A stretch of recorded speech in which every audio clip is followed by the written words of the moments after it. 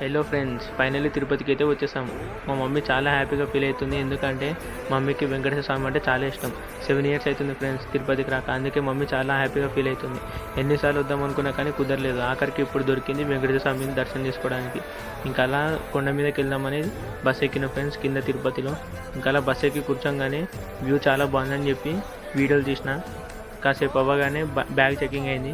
Bag checking చేయించుకొని మళ్ళీ బస్సులో కూర్చొని మళ్ళీ వీడియో తీయడం స్టార్ట్ చేసిన. చూడండి ఎంత బాగుందో లొకేషన్స్ అవన్నీ. అలా బస్సులో కూర్చొని విండో నుంచి కొండలు చూస్తుంటే చాలా బాగున్నాయి ఫ్రెండ్స్. మళ్ళీ బస్సు దిగిన తర్వాత సపరేట్ క్యాబ్ మాట్లాడుకున్నాం.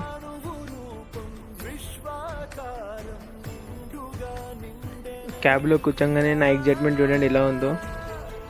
బాగా ఎక్సైట్మెంట్ ఫీల్ అవుతుంది. నేను ఎందుకు అంతగానో ఎగ్జైట్మెంట్ అవుతున్నానో మీకు నెక్స్ట్ వీడియోలో చూపిస్తా. పక్కా చూడండి.